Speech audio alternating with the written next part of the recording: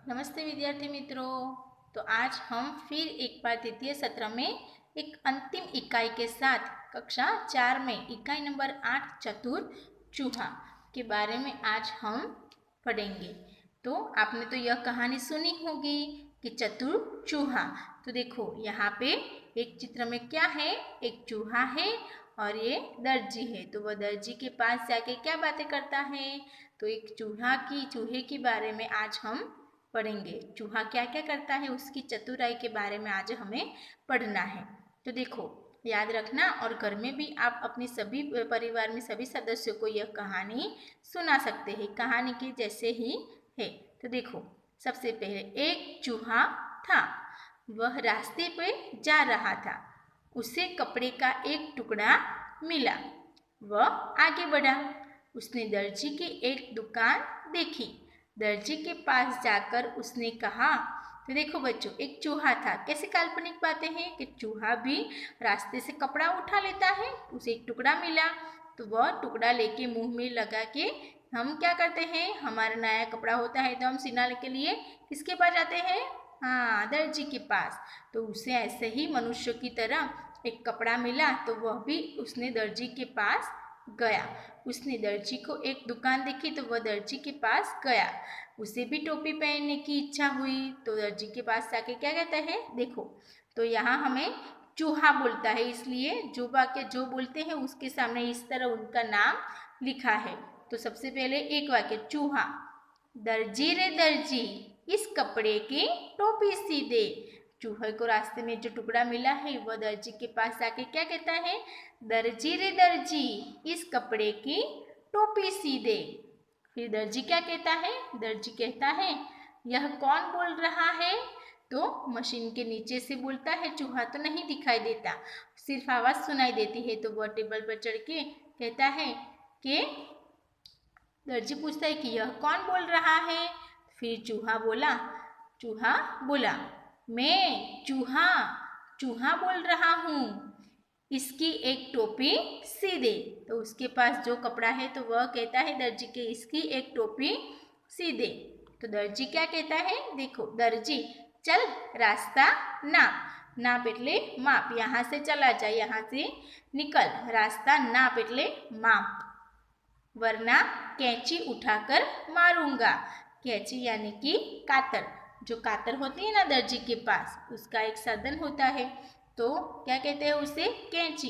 कैंची यानी कि गुजराती में આપણે એને કાતર કહીએ છીએ। तो दर्जी कहता है चल रास्ता नाप, वरना कैंची उठाकर मारूंगा।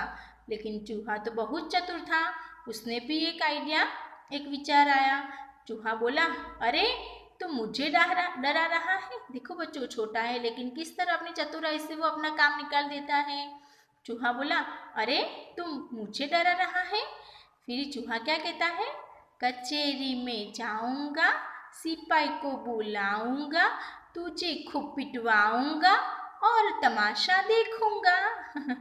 देखो बच्चों, तो एक चतुर चूहा एक छोटा है लेकिन दर्जी को किस तरह धमका करे, अपनी चतुराई से अपना क्या करता है, एक कपड़े से टोपी सिलवाता है। तो कचेरी यानी कि अदालत, अदालत में जाऊंगा, सिपाही यानी कि सैनिक को बुलाऊंगा, तुझे खूब पिटवाऊंगा उससे, और मैं तुम्हें पिटेगा तो मैं तमाशा देखूंगा। तो दर्जी क्या करता है, तो घबरा जाता है, घबरा गया। यह सुन दर्जी डर गया। उसने झटपट टोपी सी दी। तो क्या किया फिर दर्जी ने, फटाफट झटपट यानी कि शीघ्र, तुरंत इस कपड़े की दर्जी ने फटाफट टोपी सी दी। तो इस चूहे ने इस कपड़े से अपनी टोपी तो सिलवा दी। और देखो आगे, तो फिर देखो बच्चों, टोपी सिलवाने के बाद टोपी पहनकर चूहा आगे बढ़ा। रास्ते में कसीदी कार की दुकान देखी। कसीदी कार यानी कि जो આપણે ગુજરાતીમાં કહીએ છીએ કે ભરતકામ, આપણે ઉપર ટોપીમાં ડ્રેસમાં બધા કપડામાં આવી રીતે ભરતકામ કરેલું હોય કપડા ઉપર, એને શું કહેવાય, કસીદા, બરાબર। તો કસીદેકાર એટલે ભરતકામ। तो चूहे को टोपी पर कसीदा बनाने की इच्छा हुई। कसीदा यानी कि भरत काम करवानी इच्छा थई। तो फिर ये क्या कहता है टोपी को, चूहा बोला भाई मेरी टोपी पर थोड़ा कसीदा काढ़ दे। बराबर, ये तो एक पण कारीगर ज छे, कसीदेकार। ठीक है, तो क्या कहता है, मेरी टोपी पर जो एक कपड़े में से सिलाई, वह उस टोपी से क्या कहता है, मेरी टोपी पे थोड़ा कसीदा एक थोड़ू भरत काम काढ़ी दे, एटले दो करी आपे। तो कसीदेकार ने चूहे की ओर देखा, यह एकमात्र वाला और है। तो क्या कहते हैं, उसकी तरफ देखा, फिर उसे धमकाया और कहा, चल चल, यही किससे फुर्सत है, यहाँ किससे फुर्सत है। फुर्सत એટલે ગુજરાતીમાં આપણે શું કહીએ છીએ કે નવરાશ, यहाँ पे मुझे अवकाश नहीं है, नवराश नहीं। तो इसी तरह वह भी धमकाने लगा चूहे को। फिर चूहे ने फिर दर्जी को डराया। इसी तरह वह कसीदेकार को भी डराने के लिए कहता है और चूहा बोला, अच्छा तो तू भी मुझे भगा रहा है, लेकिन सुन, कचेरी में जाऊंगा, सिपाही को बुलाऊंगा, तुझे खूब पिटवाऊंगा और तमाशा देखूंगा। फिर चूहे ने जिस तरह दर्जी को धमकाया और अपनी टोपी सिला दी, इसी तरह उसने कसीदेकार को भी अपना कसीदा काटने के लिए बोला। तो नहीं माना तो यह करे, मैं अदालत में जाऊंगा, सैनिक को सिपाही को बुलाऊंगा, तुझे खूब पिटवाऊंगा और मैं तुम्हें पीटेगा तो मैं तमाशा देखूंगा। तो देखो यहाँ पे कसीदेकार के पास यहाँ पे बैठा है वह चूहा, अपना टोपी पर अपनी टोपी पे कसीदा काटने के लिए। यह सुन कसीदेकार घबराया, वह घबरा गया। उसने चूहे को कचेरी में जाने से रोका, उससे टोपी लेकर उस पर अच्छा कसीदा काट दिया। चूहा तो खुश हो गया। टोपी पर अच्छे कपड़े होते हैं, प्लेन होते हैं तो हमें नहीं अच्छा लगता, लेकिन उस पर भरत काम होता है, कसीदा होता है तो वह कपड़ा हमें बहुत अच्छा लगता है। कश्मीर में हम देखते हैं कि टोपी, कसीदेकार की टोपी हमें मिलती है, दिखने को पड़ती है। तो इसी तरह देखो कसीदेकार उसकी टोपी पे कसीदा काढ़ रहा है, कसीदा बना रहा है। ठीक है, तो उसी तरह चतुर चूहे की तरह हमें किसी के साथ झगड़ा नहीं, लेकिन हमारे चतुराई से हमें काम निकालना है। तो हम देखते हैं शब्दार्थ। देखो यहाँ शब्दार्थ, नाप यानी कि माप, झटपट जल्दी जल्दी यानी कि शीघ्र, कशीदा तो कढ़ाई, इसे कढ़ाई भी कहते हैं। गुजराती में शू कहे भरत काम।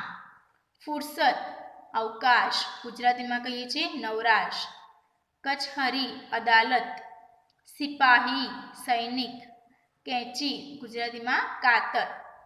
कशीदेकार, सुई के आगे से कपड़े पर बेल बूटा बनाने वाला, कपड़ा ऊपर जे अलग अलग प्रकारनी भरत काम करे तेने शू कहेवाय छे, कसीदेकार।